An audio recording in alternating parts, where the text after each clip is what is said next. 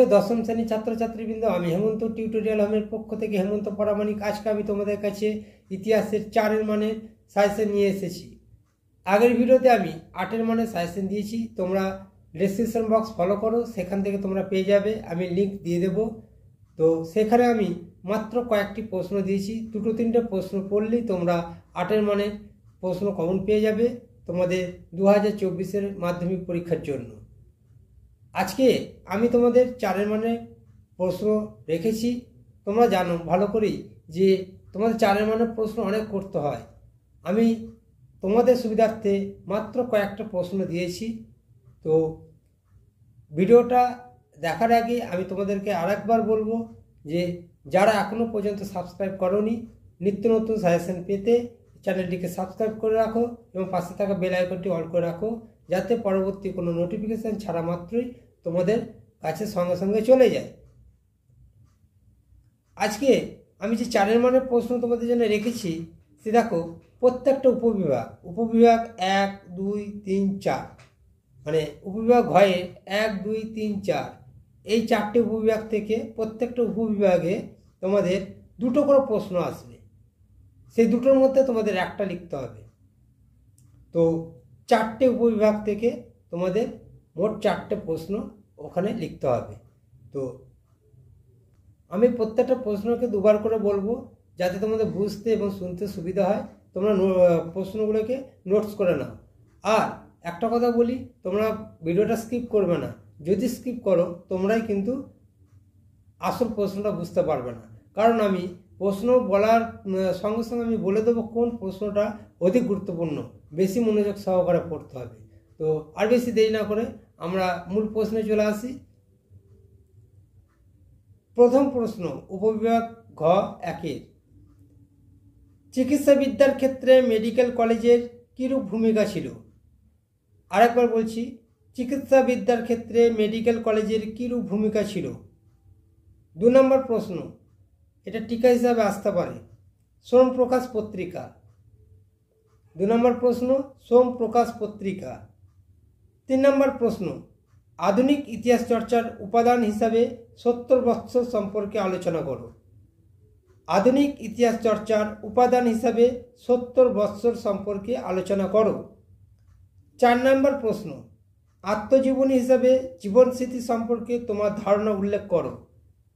আত্মজীবনী হিসাবে জীবনস্মৃতি সম্পর্কে তোমার ধারণা উল্লেখ করো। 5 নম্বর প্রশ্ন, হুতুম প্যাঁচার নকশা গ্রন্থে সমকালীন বাংলা সমাজ সংস্কৃতির যে চিত্র ফুটে উঠেছে তা সংক্ষেপে লেখো।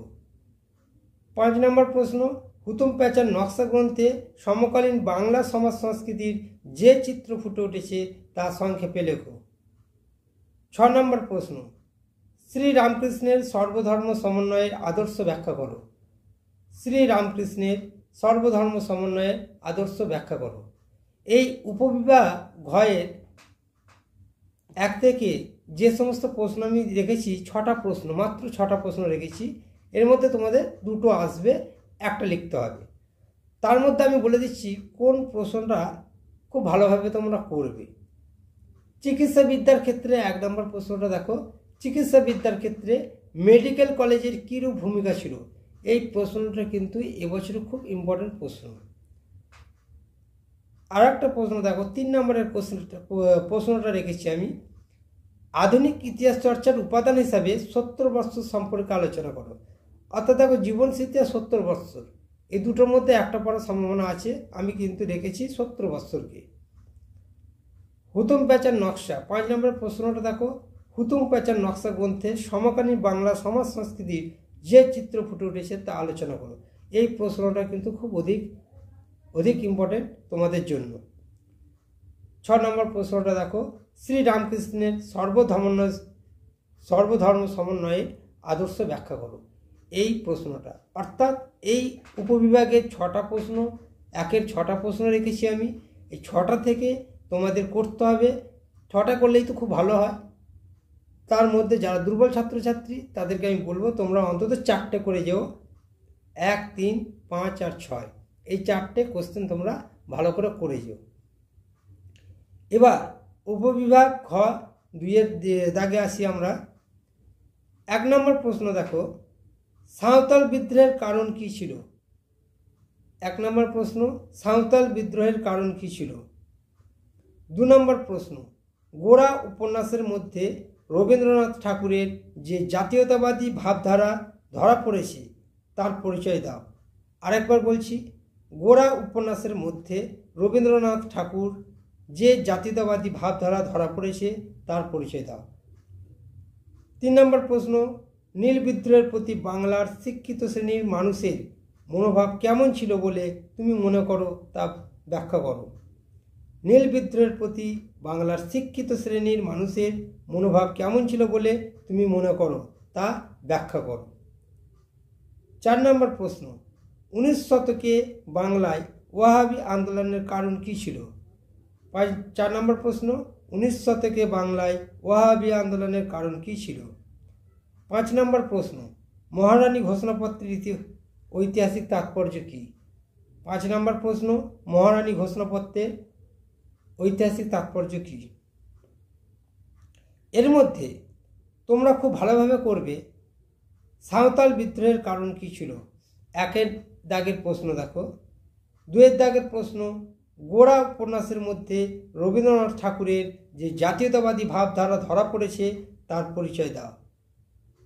3 নম্বর প্রশ্ন, নীল বিদ্রোহের প্রতি বাংলার শিক্ষিত শ্রেণীর মানুষের মনোভাব কেমন ছিল বলে তুমি মনে করো তা ব্যাখ্যা করো। দেখো, নীল বিদ্রোহ আমি একটা কিন্তু 8 মানের প্রশ্ন দিয়েছি, এবছরের জন্য খুব ইম্পর্টেন্ট প্রশ্ন এটা। আমি তার সাথে কিন্তু 3 নাম্বার দিয়েছি। যদি নীল বিদ্রোহের প্রশ্নের সঙ্গে এইটা জয়েন্ট করে দেয় সেক্ষেত্রে তুমি লিখতে পারবে, আবার যদি তোমার 3 নম্বরের ফেলে সেক্ষেত্রে তোমরা লিখতে পারবে। আর 5 নম্বর প্রশ্ন দেখো, মহারানী ঘোষণাপত্রের ঐতিহাসিক তাৎপর্য কী? তাহলে এই 4টে কোশ্চেন তোমরা কিন্তু উপবিভাগ ঘয়ের 2 দাগে যেগুলো আছে এই 4টে কোশ্চেন তোমাদের খুব ভালোভাবে করতে হবে। আমি তোমাদেরকে উপবিভাগ 1-এ 4টে দিয়েছি, 2-এতেও 4টেই দিয়েছি, অর্থাৎ এই 4টে করে প্রশ্ন যদি তোমরা পড়তে পারো আমি মনে করি তোমরা একটা করে কমন পেয়ে যাবে।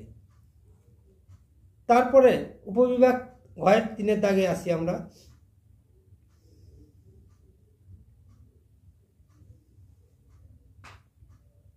এক নম্বর প্রশ্ন, ছাপা বইয়ের সঙ্গে শিক্ষা বিস্তারের সম্পর্ক আলোচনা করো।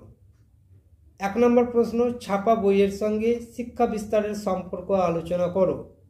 2 নম্বর প্রশ্ন, কারিগরি শিক্ষার বিকাশে বাংলায় বেঙ্গল টেকনিক্যাল ইনস্টিটিউটের কি ভূমিকা ছিল? কারিগরি শিক্ষার বিকাশে বাংলায় বেঙ্গল টেকনিক্যাল ইনস্টিটিউটের কি ভূমিকা ছিল? 3 নম্বর প্রশ্ন, একা আন্দোলন টিকা হিসাবে এটা আসতে পারে, একা আন্দোলন। 4 নম্বর প্রশ্ন, শিক্ষা প্রসারে উইলিয়াম কেরি ও শ্রীরামপুর মিশনের অবদান আলোচনা করো। 4 নম্বর প্রশ্ন, শিক্ষার প্রসারে উইলিয়াম কেরি ও শ্রীরামপুর মিশনের অবদান আলোচনা করো। 5 নম্বর প্রশ্ন, বসু বিজ্ঞান মন্দির। 5 নম্বর প্রশ্ন, বসু বিজ্ঞান মন্দির।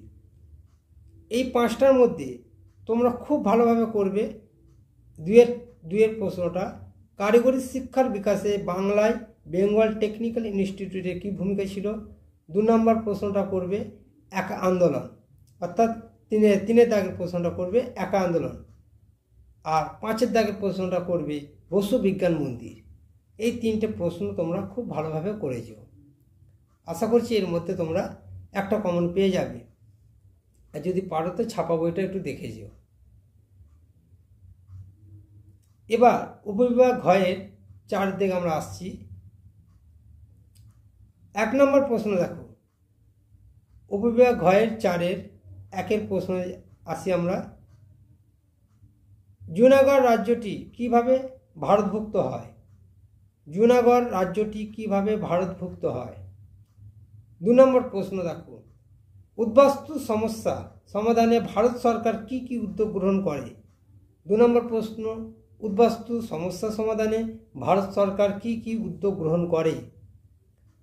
3 নম্বর প্রশ্ন দেখো, হায়দ্রাবাদ রাজ্যটি কিভাবে ভারতের অন্তর্ভুক্ত হয়? 3 নম্বর প্রশ্নটা, হায়দ্রাবাদ রাজ্যটি কিভাবে ভারতের অন্তর্ভুক্ত হয়? 4 নম্বর প্রশ্ন দেখো, দলিত আন্দোলনে গান্ধীজি ও আম্বেদকরের মধ্যে কীরূপ মত পার্থক্য দেখা যায়? আরেকবার বলছি, দলিত আন্দোলনে গান্ধীজি ও আম্বেদকরের মধ্যে কীরূপ মত পার্থক্য দেখা যায়? 5 নম্বর প্রশ্ন দেখো, বাংলায় বিপ্লবী আন্দোলনে নারীদের ভূমিকা। বাংলায় বিপ্লবী আন্দোলনে নারীদের ভূমিকা, এখান থেকে আমি 5খানা প্রশ্ন রেখেছি। এই 5টা প্রশ্নের মধ্যে তোমরা খুব ভালোভাবে করবে, যারা দুর্বল ছাত্রছাত্রী তারা খুব ভালোভাবে করবে। কোনটা? 2 দাগের প্রশ্নটা, উদ্বাস্তু সমস্যা সমাধানে ভারত সরকার কি কি উদ্যোগ গ্রহণ করে, এই প্রশ্নটা খুব ভালোভাবে করে যেও। 2 নম্বর প্রশ্নটা খুব ভালোভাবে করবে। 3 নম্বরটা, হায়দ্রাবাদ রাজ্যটি কিভাবে ভারতের অন্তর্ভুক্ত হয়, 3 দাগের প্রশ্নটা তোমরা কিন্তু ভালোভাবে করবে। আর করবে 4 নম্বরের প্রশ্নটা, অর্থাৎ দলিত আন্দোলনে গান্ধীজি ও আম্বেদকরের মধ্যে কীরূপ মত পার্থক্য ছিল। এই 3টে কোশ্চেন তোমরা যদি খুব ভালোভাবে করে যাও, আশা করছি 3টের মধ্যে একটা কমন পেয়ে যাবে। তাহলে দেখো, আমি উপবিভাগ ঘয়ের 1-এর দাগে আমি প্রশ্ন দিয়েছি তোমাদের 6টা, তার মধ্যে বলে দিয়েছি কোনটা গুরুত্বপূর্ণ, 4খানা, 4টে মাত্র বলে দিয়েছি। এই 4টে প্রশ্ন তোমরা যদি করে যাও, আশা করছি তোমরা পেয়ে যাবে। তাহলে উপবিভাগ ঘয়ের 4টে, মানে 1-এর দাগের 4টে, উপবিভাগ ঘয়ের 2-এর দাগের এখানেও দিয়েছি 4টে, অর্থাৎ 8টা। উপবিভাগ ঘয়ের 3-এর দাগের এখানেও দিয়েছি আমি তোমাদের 3টে, অর্থাৎ 11টা। আর উপবিভাগ ঘ এখান থেকে আমি তোমাদের দিয়েছি 3টি, অর্থাৎ 14টা। এই 14খানা প্রশ্ন আমার তো মনে হয় না 14টার নিচে কেউ হয়তো দেবে তোমাদেরকে। অনেক কাঠখড় পুড়িয়ে আমাকে কিন্তু প্রশ্নগুলো করতে হয়েছে, আমাদের অনেক পরীক্ষণ নিরীক্ষণ করে কোশ্চেনগুলো করতে হয়েছে। তাই আমি বলবো প্রশ্নগুলো বাদ দেবে না, যতটা পারবে তোমরা সব প্রশ্নগুলো করার চেষ্টা করো। আর এই 14টা প্রশ্ন তোমরা করে যাও, আশা করছি এর মধ্যে তোমরা সব কমন পেয়ে যাবে। প্রশ্নগুলো পেয়ে যদি তোমরা উপকৃত হও, তোমরা যদি মনে করো যে আমার এই প্রশ্ন তোমাদের প্রাইভেট টিউটার এবং স্কুলের শিক্ষক মহাশয়ের সঙ্গে মিল আছে, তোমরা অবশ্যই চ্যানেলটিকে সাবস্ক্রাইব করো। আর এরপরে আমি আরও অনেক সাজেশন নিয়ে আসবো তোমাদের জন্য, তোমরা চ্যানেলটিকে লক্ষ্য রেখো। আর ভালো থেকো, সুস্থ থেকো, ভালোভাবে প্রিপারেশন নাও। ধন্যবাদ।